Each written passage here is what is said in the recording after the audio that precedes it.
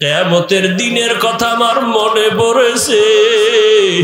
হাসরের ময়দানে আমার উম্মতের উপায় কি হবে, এত ভয়ঙ্কর হবে কিয়ামতের মাঠ। আম্মা জান আয়েশা বলেন, নবী কেমন ভয়ঙ্কর হবে? আল্লাহর নবী বলেন, আয়েশা কিয়ামতের মাঠে মানুষগুলো উলঙ্গ দাঁড়াবে, নারীরাও উলঙ্গ, পুরুষেরাও উলঙ্গ দাঁড়াবে।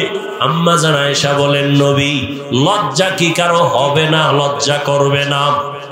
নবী বলেন, আয়েশা হাসরের ময়দান এতটা কঠিন, একদিকে সূর্যের গরম, জমিনটা তামা হয়ে যাবে, জাহান্নামের আগুনের আওয়াজ, অন্যদিকে আমার আল্লাহ রাগান্বিত আওয়াজ দিবেন, লিমানিল মুলকুল ইয়াউম লিল্লাহিল ওয়াহিদিল কাহ্হার। ও যুবকেরা, ও বৃদ্ধ বাবাজিরা, ও বেনামাজি ভাইরা, ও দাড়ি কামানেওয়ালারা, আমার নবী যদি কবরের চিন্তায়, হাসরের মাঠের চিন্তায় কাঁদেন, আপনার আমার কি পরিমাণ কান্না উচিত? অথচ চোখে তো পানি নাই। কেউ যদি কান্না করে তা দেখিয়া অনেকে তামাশা করে, ঠাট্টা করো। ও আল্লাহর বান্দারা, চিন্তা করো, মৃত্যুর চিন্তা করো। ঘুমের মধ্যে যদি মরণ হয়, কই তোমার মা বাবা, কই আপনজন? সাদা কাপড় পেঁচায় কবরে নিয়ে রাখবে, গেঞ্জিটা পর্যন্ত আপনজনেরা বেলেট দিয়া কেটে কেটে রেখে দিবে। ও আল্লাহর বান্দারা, ওই নবী বলেন, আয়েশা কিয়ামতের ময়দানে কেউ কারো দিকে তাকাবার পর্যন্ত হুঁশ হবে না। সূর্যের গরম, ওদিকে জাহান্নামের আগুনের গরম, আল্লাহ পাকের রাগান্বিত আওয়াজ। ও আয়েশা জানো, যে নবীদের কোনো গুনাহ নাই, সে নবীরা পর্যন্ত কান্নায় বেহুশ হয়ে যাবেন। মুসা নবী কান্না করবেন, ঈসা নবী কান্না করবেন, ইব্রাহিম নবী কাঁদবেন, আদম নবী কাঁদবেন, নূহ নবী কাঁদবেন। উম্মতের কথা একবারও ভাববেন না, বলবেনও না, নিজেদের চিন্তায় তারা কান্না করবেন। উম্মতেরা আদম নবীর কাছে যাবে সুপারিশের জন্য, আদম নবী রাজি হবেন না। মুসা নবীর কাছে যাবে, ফিরায় দিবেন। নূহ নবীর কাছে যাবেন, ফিরায় দিবেন। সর্বশেষ ও আয়েশা, ওই উম্মত গুলো আখিরি নবী আমি মুহাম্মদ রে তালাশ করবে। ঈসা নবী বলবেন, বা ধৈর্য নিয়ে আমার কাছে আসবেন। আম্মা জান বলেন, নবী কঠিন সময় হাসরের মাঠে আপনি তখন কোথায় থাকবেন? রহমতের নবী বলেন, ও আয়েশা আমি আমার মাওলা পাকের দরবারে মাকামে মাহমুদে সিজদায় পড়ে কান্না করব। অন্য নবীরা নিজেদের চিন্তায় কাঁদবেন, আমি একবারও নিজের কথা বলবো না। আমি কান্না করে বারবার বলবো, আল্লাহ আমার উম্মতেরে বাঁচাও, আমার উম্মতেরে বাঁচাও, আমার উম্মত জাহান্নামে যেন না যায়। আল্লাহ পাক বলবেন, নবী কাঁদবেন না, মাথা উঠান, আপনি আপনার উম্মত গুলো ধরে ধরে জান্নাতের দিকে নিয়ে যান। আমি খুশিতে আমার উম্মত ধরিয়া জান্নাতের পথের দিকে নিব। আম্মা জান বলেন, ইয়া রাসূলুল্লাহ কোটি কোটি কোটি কোটি মানুষ, মুসা নবীর উম্মত, ঈসা নবীর উম্মত, আদমের উম্মত, নূহ নবীর উম্মত, এইভাবে সমস্ত নবীদের উম্মতের মাঝে আপনার উম্মত আপনি কেমনে খোঁজ করে বের করবেন? মায়ার নবী বলেন, আয়েশা দুনিয়াতে আমার উম্মত যারা 5 বেলার নামাজ ওযু বানাইয়া আদায় করত, কিয়ামতের ময়দানে ওযুর জায়গাগুলো নূরের আলোতে চমকাইতে থাকবে। আমি নবী দেখিয়া জান্নাতের দিকে নিব। প্রথমে কাউসারের পানি পান করাবো, লাইনে দাঁড় করাইয়া আমি নবী নিজ হাতে কাউসারের পানি দিব। উম্মত একবার পান করবে, আর পিপাসা লাগবে না। হঠাৎ লাইনের মাঝে পর্দা পড়ে যাবে, উম্মত এখনো পেছনে বাকি। ও ফেরেশতারা, এখনো কেন বাকি? উম্মত পর্দা দিলা কেন? ফেরেশতারা বলবেন, এরা আপনার আসল উম্মত না, এরা ভেজাল উম্মত।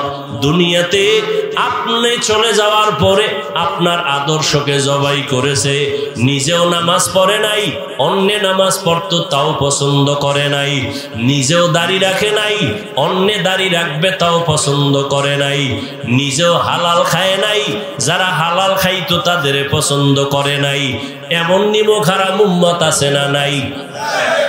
নিজেও পাগড়ি পরে না, অন্যেরা পাগড়ি পরবে তাও পছন্দ করে না, নিজেও আল্লাহর জিকির করে না, অন্যেরা আল্লাহর জিকির করবে তাও পছন্দ করে না, নিজেও পর্দা করে না, অন্যেরা পর্দা করবে তাও পছন্দ করে না, নিজেও কখনো আল্লাহর কাছে গুনার কথা স্মরণ করে কাঁদে না, কেউ যদি কান্না করে তাও পছন্দ করে না। আল্লাহর নবী বলবেন, আমি তখন রাগ হইয়া উম্মতের তারায় বলবো সোহকান সোহকা লিমান গাইয়ারা মিন বাদি, আমার পরে যারা আমার দিনকে উল্টা পাল্টা প্রবাহিত করেছো আজ ভেগে যাও, তোমরা আমার উম্মত না। নবী যদি ভাগাইয়া দেয় রে মুমিন, জানি না ওই কাতারে কার কপাল ভরিয়া যায়। যদি নবী বলে তুমি আমার উম্মত না, আল্লাহ পাক রাগান্বিত হইয়া না জানি বলে ফেলেন, ও জাহান্নামের ফেরেশতারা এই বেনামাজীদের ধর, জাহান্নামের হ্যান্ডকাপ লাগাইয়া জাহান্নামের দিকে নিয়ে যাও। ও নবীর আশিক, তুমি আমি কে? তুমি আমি তো আসলে মানুষই না। যারা মানুষ হইয়া জান্নাতের টিকিটের ঘোষণা হয়ে গেছে, আবু বকর, ওমর, ওসমান, আলী সহ 10 জন সাহাবা, এদের জীবনী বড়। আবু বকরের ইখলাসের তো কমতি নাই, এত বেশি তাকওয়া, এত সুন্দর তাদের নামাজ, এত সুন্দর তাদের তেলাওয়াত, এত সুন্দর তাদের জিকির, এত সুন্দর তাদের ইবাদত, মুআমালাত, মুআশারাত। এরপরও তারা সারা জিন্দেগি কান্না করেছেন। আবু বকর রাতের গভীরে নামাজে দাঁড়ায় কাঁদেন। নবী বলেন, আবু বকর কাঁদেন কেন? বলে, আল্লাহর আদালতে আমি কেমনে দাঁড়ায় জবাব দিব? নবী বলেন, আপনি তো জান্নাতের সুসংবাদ প্রাপ্তদের একজন। আবু বকর বলেন, ও নবী, আপনি যে জাহান্নামের বয়ান করেছেন, আল্লাহর আদালতের কথা বলেছেন, আমার মাওলায় যদি আমার জীবনের আমল পছন্দ না করেন, তখন তো আমার জাহান্নাম ছাড়া উপায় হবে না। এই ভয়ে কান্না করি। ওমরে ফারুক কত আমলওয়ালা, ইখলাসওয়ালা, তাকওয়াওয়ালা জান্নাতি সাহাবী, সারা জিন্দেগি কান্না কান্না কান্না। উসমান রাদিয়াল্লাহু আনহু কবরের কিনারা দিয়ে যাইতেন আর কানতেন, এত কান্নার আওয়াজ। ও আল্লাহর বান্দারা, হেদায়েতের মালিক আল্লাহ। আবু জাহাল নবীরে 13টা বছর দেখলো, বয়ান শুনলো, কালেমা কপালে আসলো না। ওমরের মতো বান্দা নবীর কল্লা কাটতে গিয়া কালেমা পড়লো। ও বান্দা, জানি না এই ময়দানে কার কপাল আবু জাহালের মতো, কার কপাল ওমরের মতো। কেউ আবু জাহালের মতো হইয়া না জানি এখানে বসিয়া চোখে পানি নাই, তওবার নিয়ত নাই, বয়ানের পরে বাইরে গিয়া আরো বিরোধিতা শুরু করবে। আর একদল ওমরের মারা, ওমরের মেজাজওয়ালা গোলাম, গুনার কথা স্মরণ হওয়া মাত্র চোখে পানি, তওবার কাছে গিয়া কয়, মালিক, জীবনে তো কম নামাজ সারি নাই, দাড়ি কম কাটি নাই, শয়তানের ধোকায় কত গুনাহ করেছি, হাতের দ্বারা, চোখের দ্বারা, জবানের দ্বারা, অন্তরের কল্পনার দ্বারা। ও আল্লাহ, আজকে ময়দানে আসছি, গুনাহ নিয়ে ঘরের বিছানায় যাব না। ও আল্লাহ, জাহান্নামের আগুন সইতে পারবো না, দুনিয়াতে সূর্যের গরম সহ্য করতে পারি না, একটা মশার কামড় সইতে পারি না, মশারি টানাইয়ে ঘুমাই। গুনাহগার হইয়া যদি কবরে যাই, একটা বেতের বাড়ি সইতে পারি না, আর ওই গুনাহগারের কবরে জাহান্নামের আগুনের গরম, পোকামাকড়ের কামড়, দুই পার্শ্বের মাটির চাপ কেমনে সহ্য করব? ও আল্লাহর বান্দারা, তওবা করার মতো যদি অন্তর তৈরি হয়, যদি দিলটা তৈরি হয়, আল্লাহর কাছে চোখের পানি ছেড়ে মনে মনে বলো, রে আল্লাহ, জীবনের যতদিন হায়াত পাই আর কোনোদিন দাড়ি কাটবো না, ছাড়বো না, বেপরদায় চলবো না, মা বাবারে কষ্ট দিব না, ওলামায়ে কেরামের পরামর্শ নিয়া নবীর তরিকা মেনে চলবো, আর কোনোদিন মিথ্যা বলবো না, মুরব্বীদের সাথে বেয়াদবি করব না। আল্লাহর কাছে যদি তওবার নিয়ত থাকে খাঁটি অন্তর দিয়া আল্লাহর কাছে বলো মনে মনে, আল্লাহ দরজা খুলে দিতে 1 সেকেন্ড দেরি করবেন না। 2 ফোঁটা চোখের পানির বড় দাম। যদি চোখে পানি না আসে মনে করিও গুনার কারণে দিলটা পাথর, আল্লাহ বুঝি গুনার কারণে বেজার হয়ে গেছে। যদি ডানে বামে কোনো কান্নাওয়ালা ভাই পাও, হাতটা বাড়াইয়া দোয়া চাও, মন দিয়া বলো ভাইজান আমার কপাল খারাপ, আপনার কপাল বড় ভালো। আমার গুনার কারণে চোখে পানি নাই, আপনার চোখে পানি আল্লাহর দয়া। আমাদের জন্য মন খুলে দোয়া করবেন, হেদায়েতের দরজা থেকে যেন বঞ্চিত হয়ে না যাই।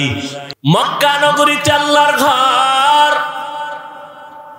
এত দামি একটা ঘর। ইন্না আউওয়ালা বাইতি উযিআ লিন-নাসি লাল্লাযী বিবাক্কাতা মুবারাকান ওয়া হুদা,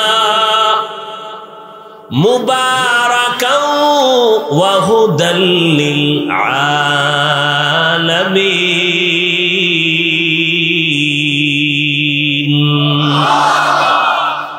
আল্লাহ জমিনটা বানায় একটা প্রথম ঘর বানাইলেন, হেদায়েতের ঘর মক্কা নগরীতে। এই পৃথিবী নামক গ্রহ বানায় আল্লাহ প্রথম একটা ঘর বানাইলেন, বসবাসের না ইবাদতের। বসবাসের ঘর আল্লাহ বানান নাই, ইবাদতের ঘর আল্লাহ বানাইছেন, হেদায়েতের ঘর। বসবাসের ঘর কেন আল্লাহ বানাইলেন না?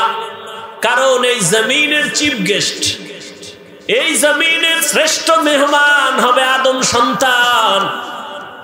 আর এই মানুষগুলো আল্লাহ পাক বসবাসের জন্য দুনিয়ায় পাঠাবেন না। ওমা খালাকুতুল জিন্না ওয়াল ইনসা ইল্লা লিয়াবুদুন। আল্লাহ মানুষ পাঠাবেন ইবাদতের জন্য। কি জন্য? ইবাদতের জন্য আল্লাহ মানুষ বানাবেন। নূরের সৃষ্টি ফেরেশতারায় জমিনের শ্রেষ্ঠ মেহমান না। আগুনের সৃষ্টি জিনেরাও এ জমিনের শ্রেষ্ঠ মেহমান না। এ জমিনের শ্রেষ্ঠ মেহমান চিফ গেস্ট হলো মাটির সৃষ্টি মানুষ। ঘোষণা কার? ওয়ালাকাদ কাররামনা বানি আদম وحملناهم في البر والبحر ورزقناهم من الطيبات وفضلناهم على كثير ممن خلقنا تفضيلا। বনি আদম শ্রেষ্ঠ, নূরের সৃষ্টি ফেরেশতারাও শ্রেষ্ঠ না, আগুনের সৃষ্টি জিনেরাও শ্রেষ্ঠ না। একমাত্র মানুষ মাটির সৃষ্টি হলো আল্লাহর আদালতে শ্রেষ্ঠ। ঘোষণাটা কার? স্থায়ী না অস্থায়ী? বলেন বলেন। আল্লাহর এই স্থায়ী সিদ্ধান্ত মানে নাই কে? ছেড়ে দেব, ঠাস করে ছেড়ে দেব। আফসোস করলো আর খুঁজে পাবেন না। নূরের সৃষ্টি ফেরেশতারা শ্রেষ্ঠ, জবাব দেন। আগুনের সৃষ্টি জিনেরা শ্রেষ্ঠ, কারা? ঘোষণা কার? আল্লাহর এই সিদ্ধান্ত স্থায়ী না অস্থায়ী? বলেন। এই সিদ্ধান্তটাকে মানুষ সৃষ্টি, এই সিদ্ধান্তটাকে মানে নাই কে? কে মানে নাই?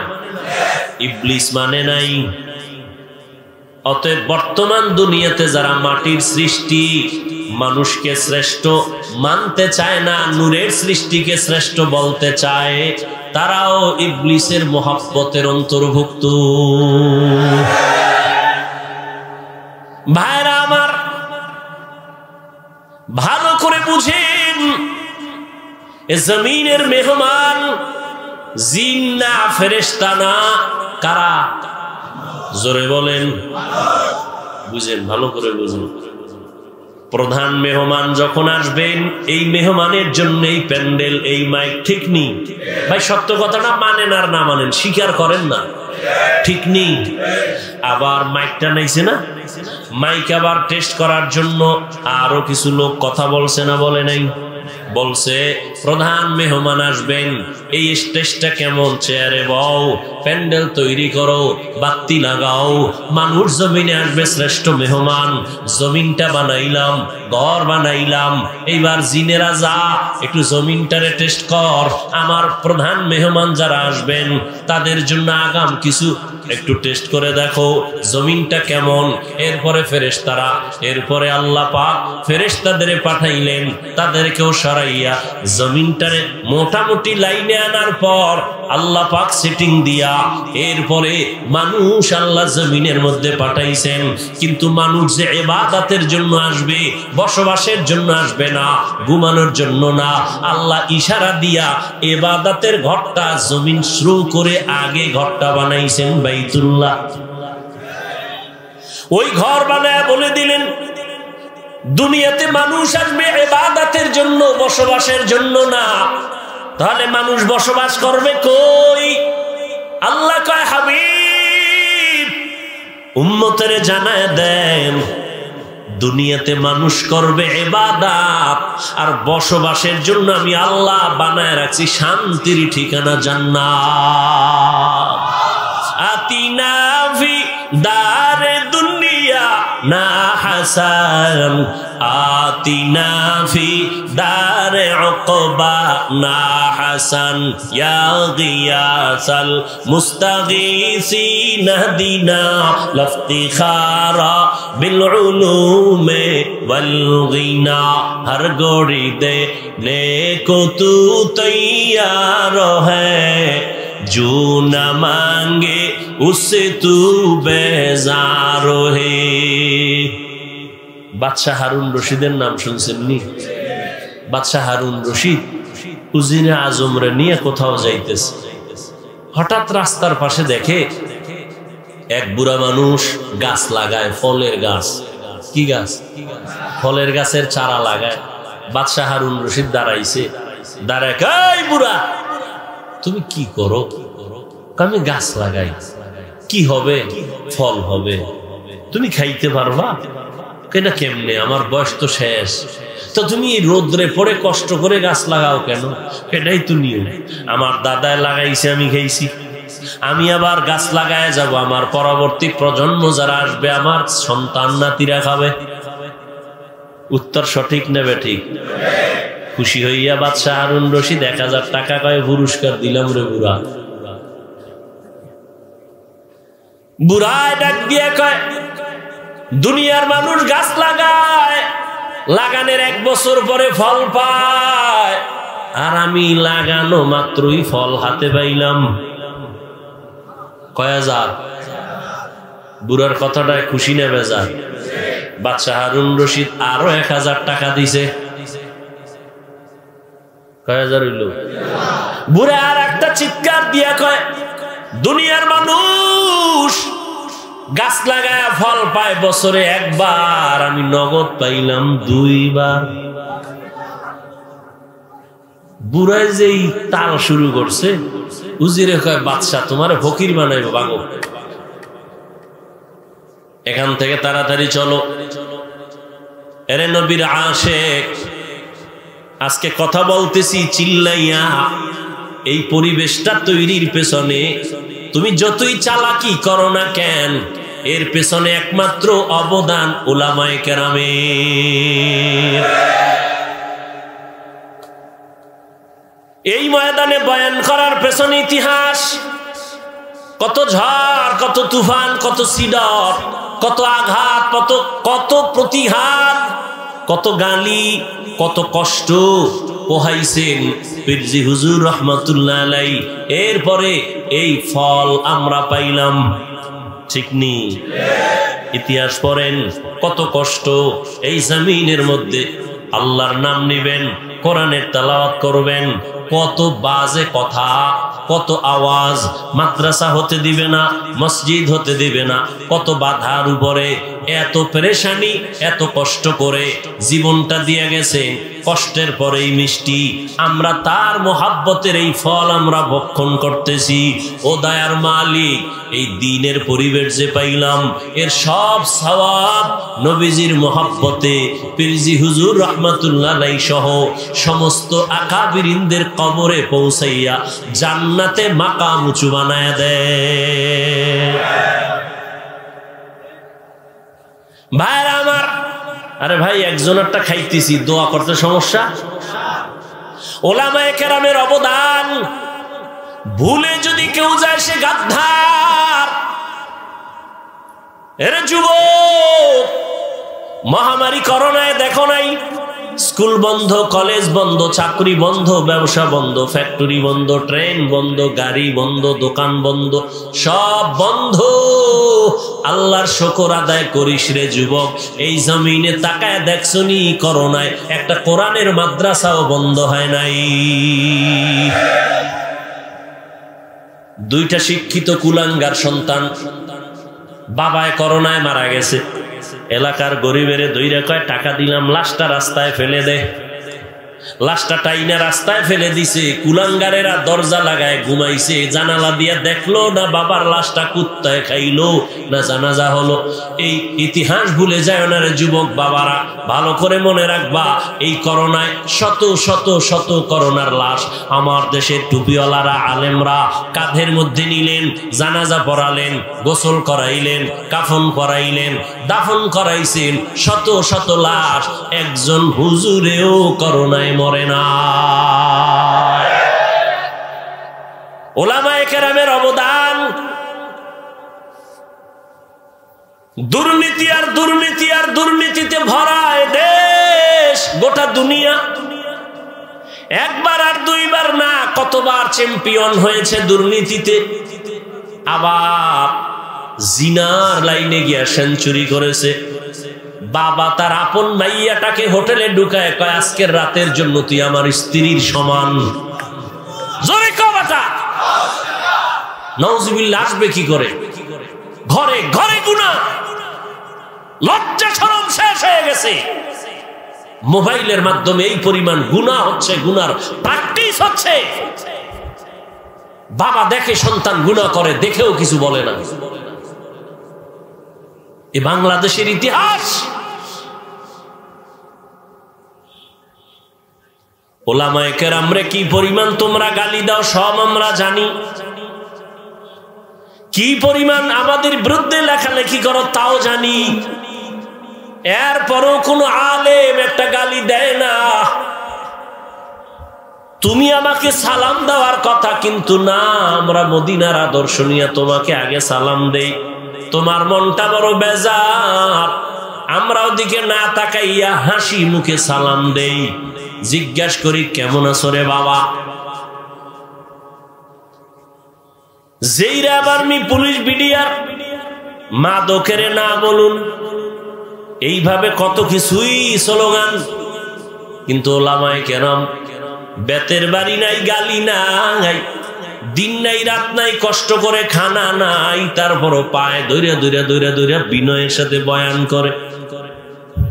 তাবলীগওয়ালারাও বয়ান করে, পীর সাহেবরাও বয়ান করেন, মসজিদের খতিবরা, আমরা ওলামায়ে কেরাম পায়ে ধরে ধরে ধরে ধরে বিনয়ের সাথে কথা বলি রে বাবা।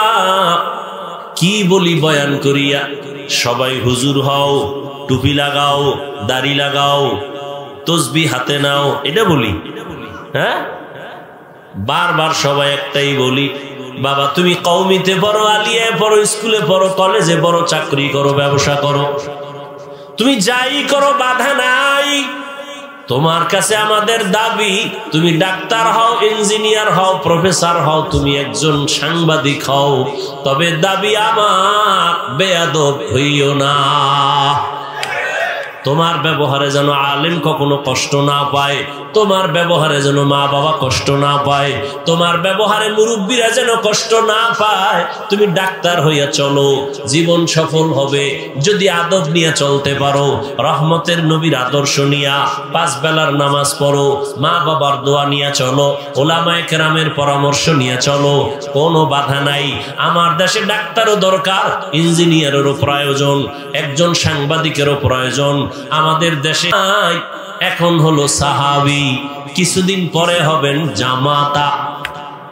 রহমতের নবী দোয়া করছেন, আনা দারুল হিকমাহ ওয়া আলিয়ুন বাবুহা, আমি মুহাম্মদ হলাম ইলম হিকমতের ঘর, আর এই ইলম হিকমতের ঘরের দরওয়াজা আমার আলী। আল্লাহ পাক আলী কেমন জ্ঞান দান করেছেন। হযরত আলী বলেন, আমাকে যে জ্ঞান শিখায় তার মূল্য কত জানুনি? মান আল্লামানি হারফান ইনশাআ বাআ ওয়া ইনশাআ আতাকা। হযরত আলী বলেন, একটা অক্ষর আমাকে যিনি শিখায় দিল তার দাম আর মূল্য এত বেশি।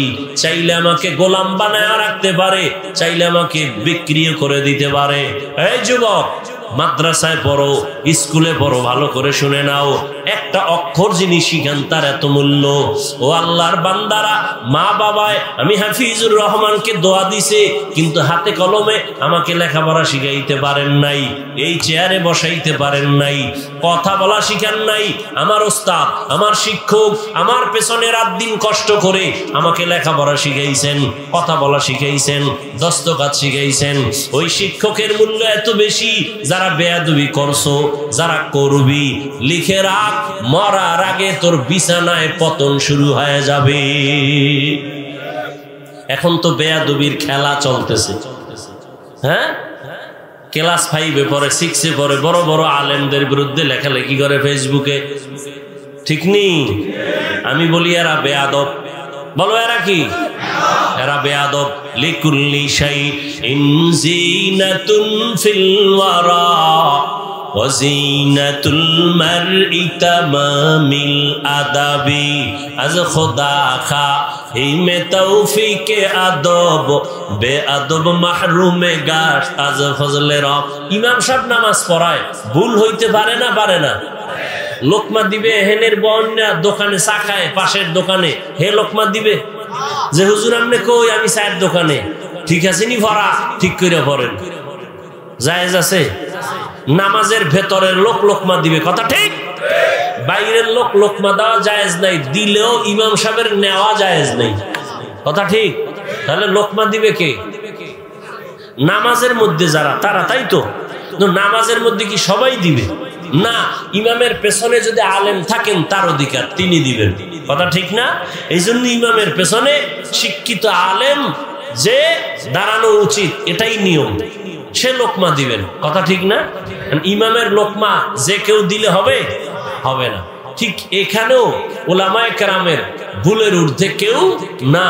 ভুল করলে রিক্সা ড্রাইভার, আউল ফাউল মানুষ, কোনো বাচ্চা ভুল ধরার কোনো অধিকার নাই। হ্যাঁ, ভুল ধরবেন সংশোধনের নিয়তে, তার সমপর্যায়ের ওলামায়ে কেরাম মুরব্বীরা। কিন্তু কেউ যদি এর নিচে যায় তাহলে এটা ভুল ধরা না, এটা গাদ্দারি, বেয়াদবি। আল্লাহ হেদায়েত দান করুন। ভাইরা আমার, রহমতের নবী বলেন আদব, এটা মায়ের গর্ভ থেকে কেউ আদব শিখে আসে না, শিখতে হয়। নবীও বলেন মান আল্লামানি, কিনা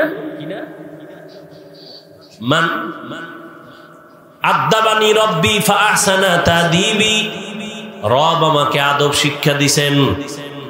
আল্লামানি রব্বি ফাআহসানা তালিমি, আল্লাহ আমাকে ইলম দিয়ে শিক্ষা দান করেছেন। আল্লাহর দেওয়া শিক্ষা, ইলম আর আদব কতই না সুন্দর। আল্লাহর দেওয়া শিক্ষা, দেওয়া আদব, এর নবী না শেখ, নবীজি আবার সাহাবায়ে কেরামদেরকে আদব শিখাইছেন। আদবের আরেক নাম হলো সুন্নত। বলেন আরেক নাম কি? সুন্নত। পানিটা কেমনে ধরবেন, কেমনে পান করবেন, এটা যেমন একদিকে নাম আদব, আরেক নাম হলো সুন্নত। কেমনে চেয়ারে বসবেন, মুরব্বির সামনে কেমনে কথা বলবেন, হাতগুলো কেমনে আপনি নাড়াচাড়া করবেন, এগুলোর মধ্যে আদব আছে না নাই? আছে। খানা খাইতে কেমনে বসবেন, এটা যেমন আদব, আদবের নাম সুন্নত। ওরে নবীর উম্মতের দল, ১৫০০ বছর আগে নবী বিদায় বেলা দুইটা জিনিস রেখে চ্যালেঞ্জ দিয়ে গেলেন, ও উম্মতেরা আমি বিদায় হয়ে যাই, দুইটা জিনিস রেখে গেলাম, দইরা যদি রাখো ঈমানও যাবে না, সম্মানও যাবে না। ১ নম্বরে আল্লাহর কোরআন, ২ নম্বরে নবীজির সুন্নত। ১৫০০ বছর পর আমাদের কাছে আলহামদুলিল্লাহ নবীর সুন্নত আর কোরআন আছে যতটুকু, সম্মান আর ঈমান আছে ততটুকু। চারদিকে দুশমনে ভরা, মাদ্রাসা বন্ধ করে দাও, ওয়াজ মাহফিল বন্ধ করে দাও, কত কিছু। কি এখানে ওয়াজ হবে না কে কয়? গাঞ্জাখোর, আমার অনুমতি লাগবে কে কয়? মদখোর, সুদখোর, সুদখোরের অনুমতি লাগবে কোরআনের মাহফিলের জন্য। আছে না নাই? কোরআন হাদিস পড়লাম আমরা ডাউলের পানি খাইয়া, সুদখোর থেকে অনুমতি নিতে হবে। সুদখোর বলে হুজুর বয়ান এমনে করেন, কেমনে করব? কোরআন হাদিসের ভেতরের তা করেন, ভেতরের আর বাইরের তুমি কি বুঝো? এরকম আছে না নাই? এগুলো কেন? এই দোষ কাকে দিবেন? কাকে দিবেন? শিয়ালের হাতে মুরগি রেখে যদি বলেন 2 দিন আমানত, শিয়াল পণ্ডিত 2 দিন পরে যেন আস্থা পায়, আস্থাও বুঝি না, মরাও বুঝি না, তাজাও বুঝি না, জিম্মেদারি আমার হাতে নাই, দিছো কি করা? তো শিয়ালের হাতে মুরগি রাখলে যা হবে, ধর্মের চাবি কাঠি সুদখোর বেনামাজির হাতে দিলে তাই হবে। আল্লাহ হেদায়াত দান করুন। এই জন্য সাবধান, ইমামের নামাজ ভেজাল তো মুক্তাদির নামাজও ভেজাল। কি এই জন্য খুব সাবধান। ইমামতিতে যারে দিবেন সে অভিজ্ঞ কিনা, আমল ভালো কিনা, তেলাওয়াত সুন্দর কিনা দেখে শুনে দিতে হবে। শুধু মসজিদেরটা না, আপনার জীবনের যাকে আপনি আসল বানাবেন, যাকে আপনি আদর্শ বানাবেন, ভেবে চিন্তে এরপরে নির্ধারণ করতে হবে। লাকাদ কানা লাকুম ফি রাসূলিল্লাহি উসওয়াতুন হাসানাহ। রহমতের নবী আমার মক্কা নগরীতে আসলেন যেই সময় মক্কার মানুষগুলো খারাপ, আল্লাহর ঘর যেই জমিনে, ওই জমিনের মানুষগুলো কেন এত খারাপ? যেই ঘরটা দেখলে সওয়াব, যেই ঘরের এরিয়ায় 1 রাকাত নামাজ 1 লক্ষ রাকাত নামাজের সওয়াব, এত দামি ঘরের পার্শ্বের মানুষগুলো এত খারাপ কেন? বলেছিলাম এখানে মাদ্রাসা মসজিদ, আশেপাশের মানুষগুলো অন্য মানুষের তুলনায় কম খারাপ থাকবে। ঠিক বাইতুল্লাহ এমন একটা দামি ঘর, যেই ঘরের মানুষগুলো অন্য তুলনায় একটু কম খারাপ, কিন্তু এত বেশি খারাপ কেন? এর বিস্তারিত আলোচনার সংক্ষেপ জবাব, এই মানুষগুলো বেশি খারাপ হওয়ার পেছনে কারণ এদের কোনো মুরব্বি নাই। কি নাই?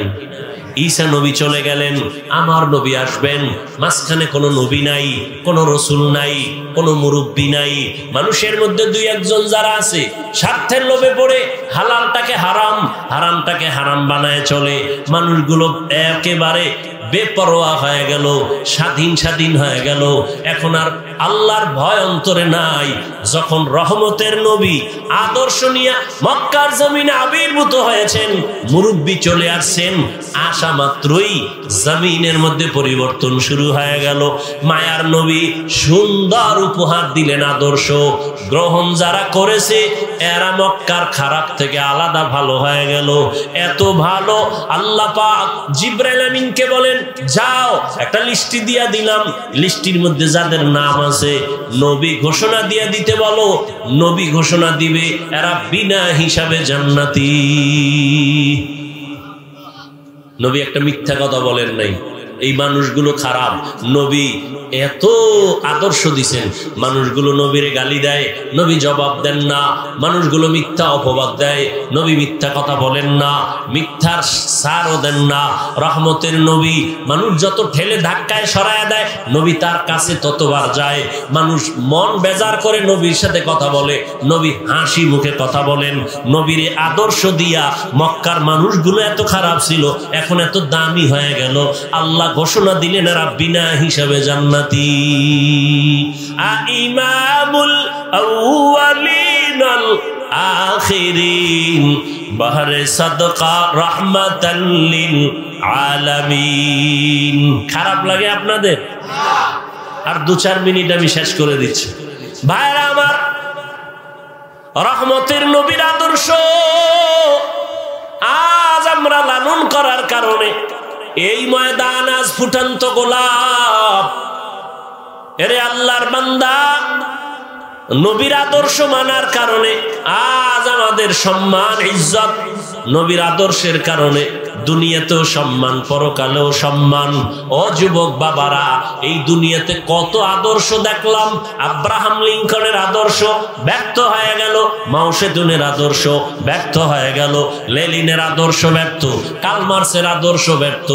এক কথায় সব দুনিয়ার বানানো আদর্শ না পাক, মদিনাওয়ালা নবীর আদর্শটাই হলো পাক।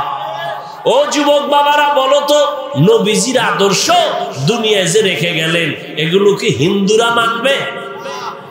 বৌদ্ধরা মানবে? ইহুদিরা মানবে? কারা মানবে? কোন দেশের মুসলমান? সারা দুনিয়ার মুসলমান, আপনাদের না কি? সারা দুনিয়ার মুসলমান। কিন্তু কই, আজকে আমি তোমাকে টুপির জন্য কত মায়া লাগায় বয়ান করি, এরপরও তুমি টুপি মাথায় দিতে চাও না। কত মিষ্টি আওয়াজ, পায়ে ধরে ধরে বিনয়ের সাথে দাড়ির বয়ান করি, আলেমদের বয়ানে তুমি দাড়ি রাখতে চাও না, তুমি পর্দা করতে চাও না। কেন কেন বাবা? তোমার ইসলাম কি আলাদা?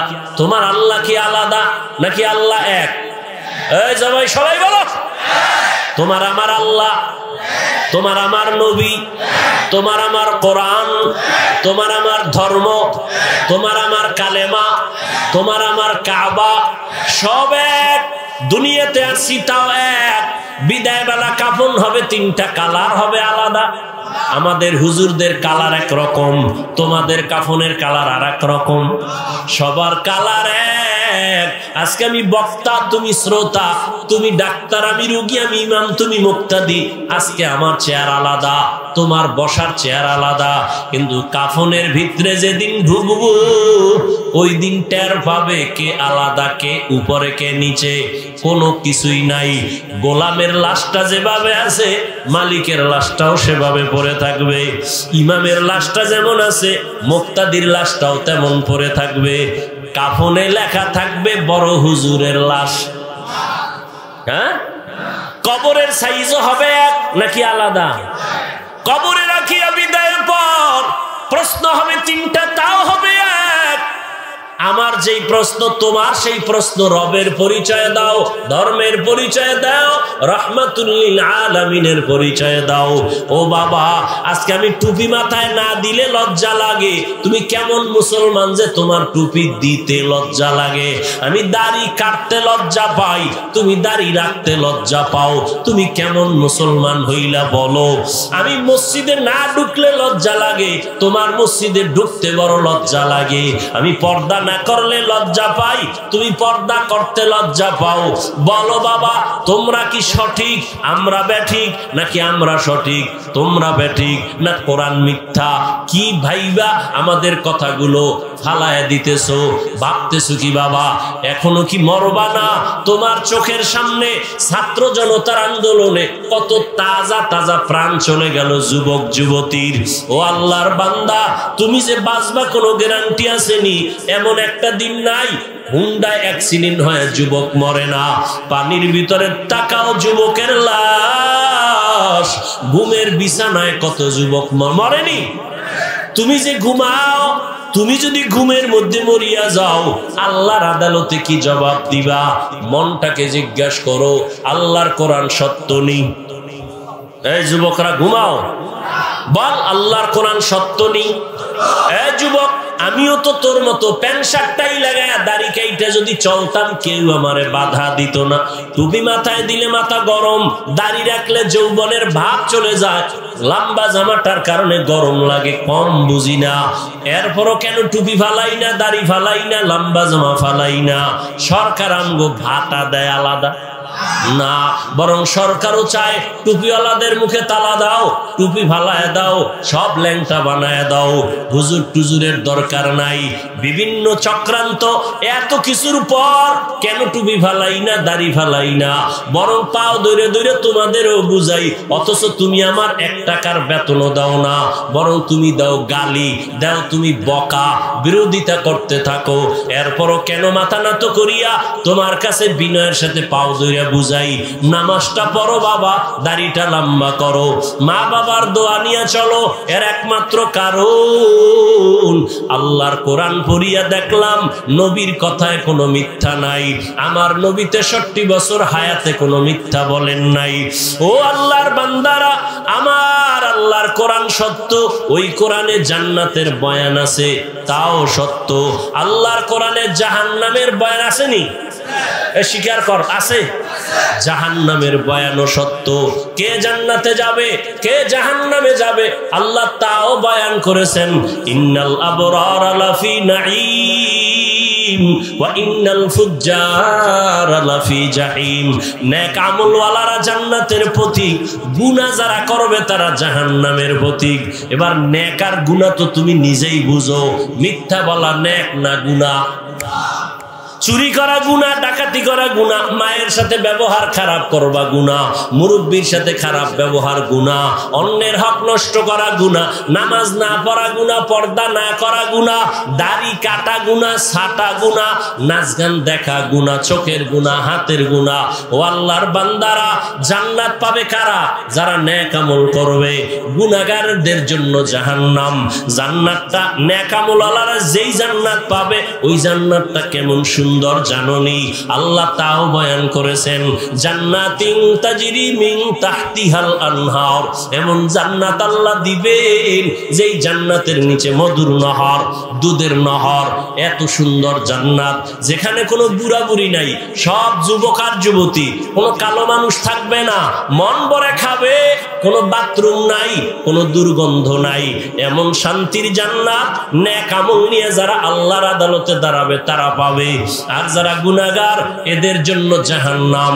ওই জাহান্নামটা কেমন ভয়ঙ্কর আল্লাহ তাও কোরআনে বয়ান করেছেন, নবী হাদিসেও বয়ান করেছেন। ওয়াইলুল লিকুল্লি হুমাযাতিল লুমাযা আল্লাযী জামাআ মালান ওয়া আদ্দাদা ইয়াহসাবু আন্না মালাহু আখলাদা কাল্লা লা ইউনবাযান্না ফিল হুতামা ওয়া মা আদরাকা মাল হুতামা নারুল্লাহিল মুকাদা। জাহান্নামের আগুন কেমন ভয়ঙ্কর! দুনিয়ার আগুন হাতে লাগলে হাত জ্বলে, পা জ্বলে না। জাহান্নামের আগুন শরীরের যে কোনো জায়গায় লাগা মাত্র কলিজাটা পর্যন্ত ভুনা হয়ে যাবে।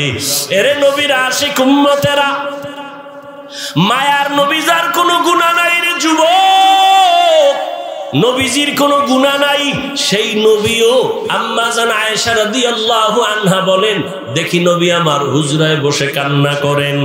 আম্মা জান আয়েশা রাদিয়াল্লাহু আনহা বলেন, ও নবী আপনি কাঁদেন কেন? আমি আয়েশা কোনো বেয়াদবি করছি নাকি? আম্মা জানকে নবী বলেন, আয়েশা তুমি কেন বেয়াদবি করবা? এ পর্দার আড়ালের মা বোনেরা, আপনাদের এত সম্মান, এত দাম, এতক্ষণ আপনাদের সন্তান যুবকদের যত বয়ান শুনাইলাম, এই বয়ানগুলো যদি কাজে লাগাইতে হয় রে মা, আপনাদের চেষ্টা লাগবে। কারণ ফল, গাছ ভালো হলে ফল ভালো হবে। ও আম্মা জান, আপনি যদি ভালো হন, আপনার আদর্শ যদি ভালো হয়, সন্তান মায়ের থেকে বেশি শিখে, মাকে অনুসরণ বেশি করে। এরে আম্মা জান, এই দুনিয়াতে যত ভালো সন্তান আসছে আপনাদের অবদানের কারণে। আপনারা যদিও নবী না, নবী রাসূলদের মায়ের মতো মা, আপনারা সাহাবায়ে কেরামদের মায়ের মতো মা, আপনাদের এত সম্মান। আপনারা আয়েশা রাদিয়াল্লাহু আনহার মতো দামি নারী, আপনারা খাদিজা রাদিয়াল্লাহু আনহার মতো দামি নারী, ফাতেমা রাদিয়াল্লাহু আনহার মতো দামি নারী। এরে আম্মা জান, আপনাদের আপনাদের মতো কত মা এখনো আছে নামাজ ছাড়ে না, তাহাজ্জুদ পড়ে, স্বামীর মাল হেফাজত করে, মোবাইলে সময় নষ্ট করে না। ও আম্মা জানেরা, আপনারা কেন পারবেন না? আম্মা জান আয়েশা নবীকে বলেন, ইয়া রাসূলুল্লাহ, আমার কোনো বেয়াদবি হলো নাকি? কেন হবে? আম্মা জান বলেন, নবীজি, আমি বয়সে অনেক ছোট, 6 বছরে আপনার সাথে আমার বিবাহের বন্ধন হলো, 9 বছরে আমি আপনার ঘরে আসছি, না জানি কোনো চলাফেরায় বেয়াদবি হয়েছে? না আয়েশা, হয় নাই। তো আপনি কাঁদেন কেন? মায়ার নবী কাঁদেন আর বলেন, আয়েশা